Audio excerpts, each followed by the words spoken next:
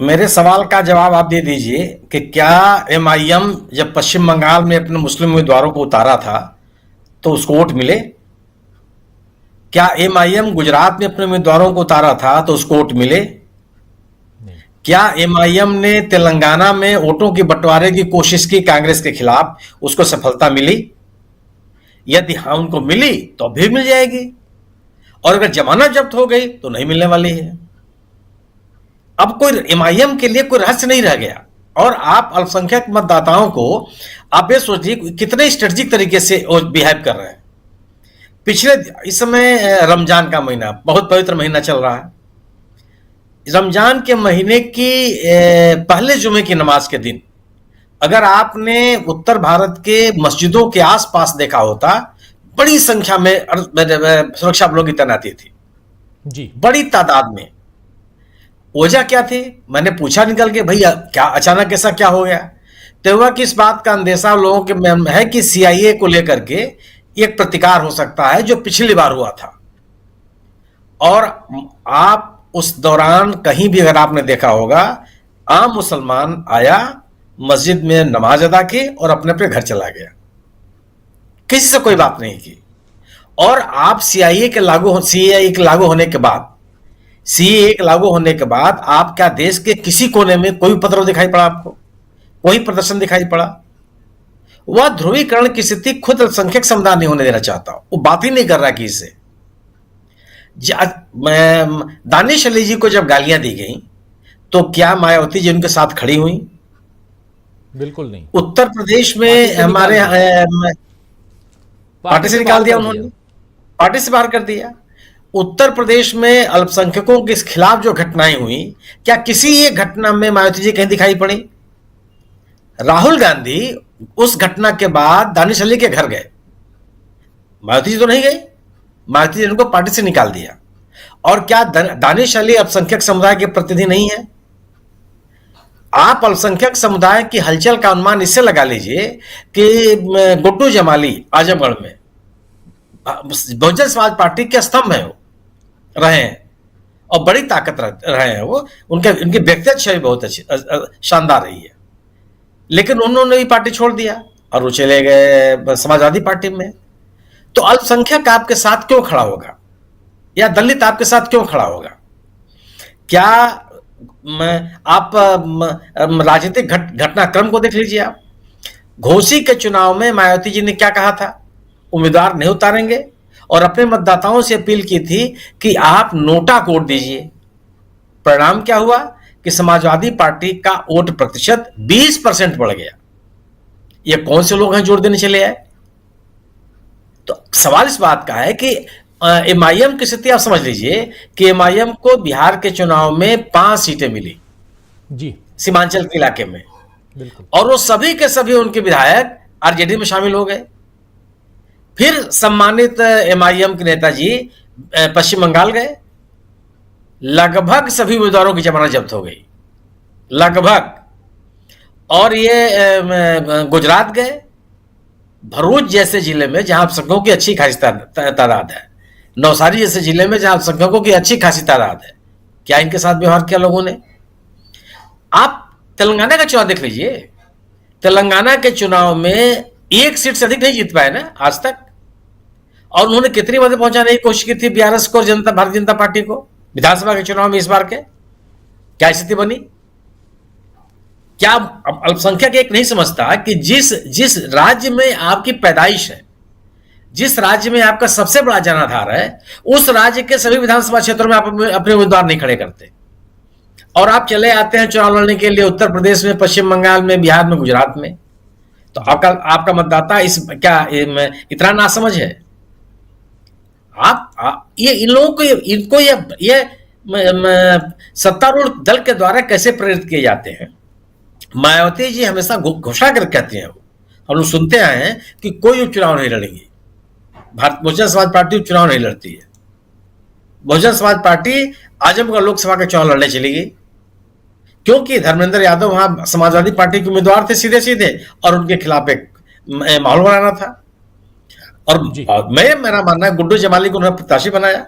मेरा अपना मानना है कि बहुजन समाज पार्टी का वोट नहीं था, वो गुड्डू जमाली की अपनी ताकत थी। और कुछ लापरवाहियां हुई समाजवादी पार्टी से, जिसके कारण से उपचुनाव हार गए।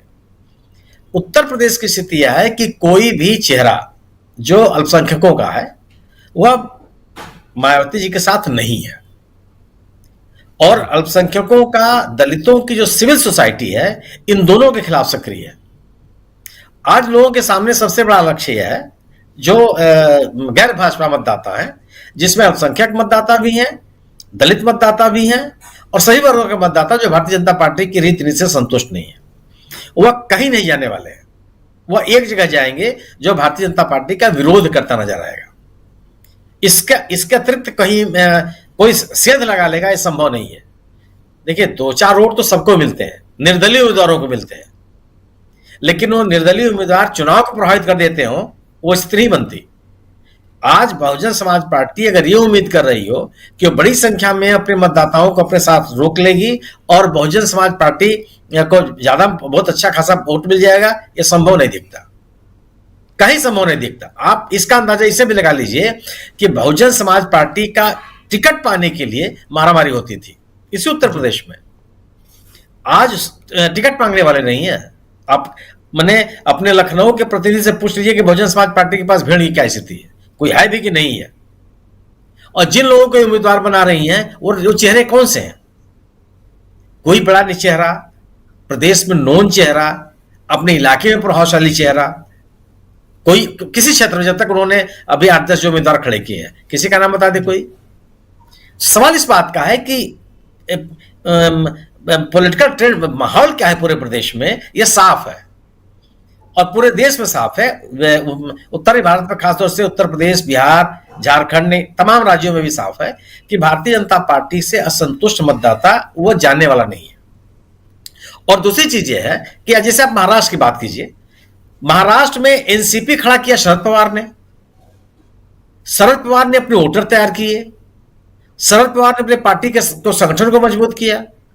क्या यह संभव है कि शरद पवार से अलग होकर के कोई नेता उस पार्टी को लेकर चला जाए, उस पार्टी के समर्थकों को लेकर चला जाए? इंदिरा गांधी को तोड़ करके बड़े बड़े नेता पार्टी तोड़ दिए थे कांग्रेस को। जनता किसके साथ खड़ी थी? जिसने कांग्रेस को बनाया, जिन्होंने कांग्रेस के लिए इस प्रदेश में, पूरे देश में माहौल तैयार किया, जनता उनके साथ खड़ी थी। क्या यह तथ्य नहीं है कि शिवसेना को खड़ा किसने किया? बाला साहब ठाकरे ने। जनता को किसने जुड़ा शिवसेना के प्रति? बाला साहब ठाकरे ने। लोगों की लड़ाई किसने लड़ी? बाला साहब ठाकरे ने। और आप उद्धव ठाकरे को किनारे करके शिवसेना के मतदाताओं को अपने साथ ले जाना चाहते हैं। यह कहीं हुआ है कि यहीं हो जाएगा? आप पार्टियों को तोड़ दें, अपने सांसदों को, विधायकों को लालच देके, डर पैदा करके अब अपने साथ लेके चले जाएं। लेकिन जो पार्टी का नेता होता है, जहां वो होता है, उसके समर्थक, उसके मतदाता वहीं जाते हैं, अन्य तो कहीं नहीं जा सकते हो। मायावती जी के साथ कितने लोग अलग हुए? जब तक मायावती जी की ताकत थी, मायावती जी का मतदाता उनके साथ लगा रहा, कभी नहीं गया किसी को छोड़ के।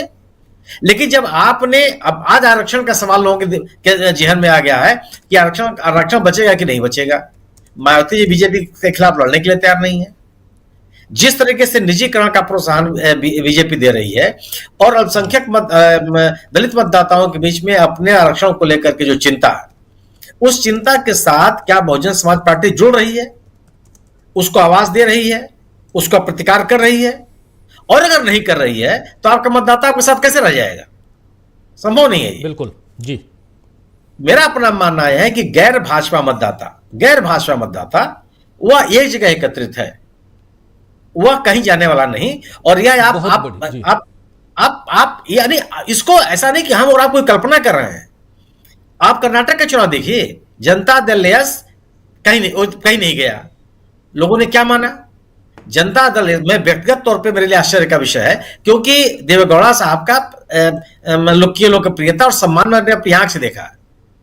उनकी पार्टी का मत प्रतिशत इतना बुरी तरह से गिर गया, उनके ग्रैंड सन चुनाव हार गए, क्योंकि लोग जेहन में था कि जनता दल एस जरूरत पड़ने पर बीजेपी की मदद कर सकती है। खत्म हो गया, साथ में साथ चले गए, हो गया, फाइनली चले आए आप। और परिणाम क्या हुआ कि जितने अल्पसंख्यक और किसान नेता थे जनता दल एस के साथ, सब पार्टी छोड़ के चले गए। बिल्कुल, क्योंकि उनको पता है कि हमारे साथ वोटर नहीं रहने वाला है। आप तेलंगाना में चले जाइए, बीआरएस से संतुष्ट लोगों ने क्या बीजेपी को वोट दिया? नहीं दिया। क्या बीजेपी से संतुष्ट लोगों ने बीआरएस को वोट दिया? नहीं दिया, नहीं। क्योंकि बीआरएस संसद में बीजेपी के साथ खड़ी नजर आई। जितने विवादास्पद विधेयक थे उनका समर्थन करती दिखाई पड़ी। तो आम आदमी कैसे मान लेगा कि आप बीजेपी के खिलाफ है? वो सब के सब लोग, बीजेपी और बीआरएस दोनों से संतुष्ट लोग कांग्रेस के साथ खड़े हुए और एक जबरदस्त जीत दर्ज किया कांग्रेस ने। जो विधानसभा के उपचुनाव हुए आप उनको उनमें देख लीजिए, क्या बंटवारा हुआ कहीं अल्पसंख्यक मतदाताओं का।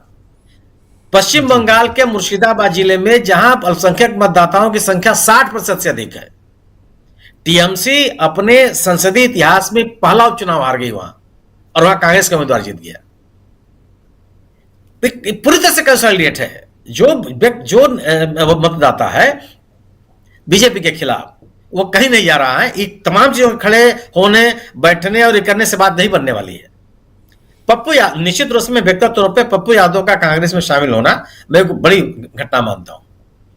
पप्पू यादव का बिहार में अच्छा खासा असर है, बहुत एक बढ़िया उन्होंने एक संगठन खड़ा किया हुआ है, और महागठबंधन की एक बड़ी ताकत बन के आएंगे। वो लालू जी के पहले भी समर्थक रहे हैं, और इनका इस कांग्रेस में आना एक महागठबंधन के लिए बड़ी ताकत होगी। शकील जी ने बात कही लाल सिंह के बारे में। लाल सिंह ने वो तथ्य है कि उन्होंने एक जुलूस निकाला था, लेकिन लाल सिंह की लोकप्रियता उस इलाके में वो भी है।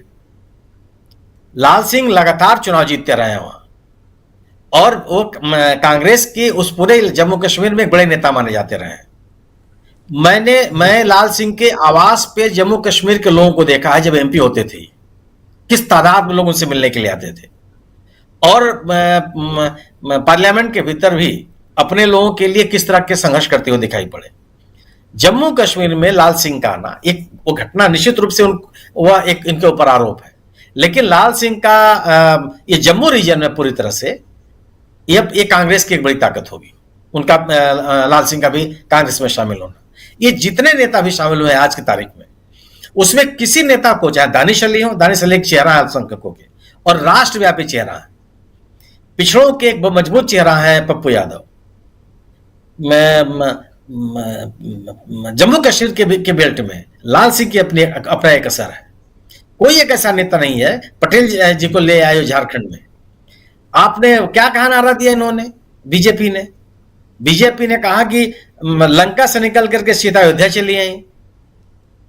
झारखंड मुक्ति मोर्चा ने तुरंत नारा दे दिया कि आप झारखंड को लंका मानते हैं, आपका यह नजरिया है, जवाब देते नहीं बन रहा है किसी को।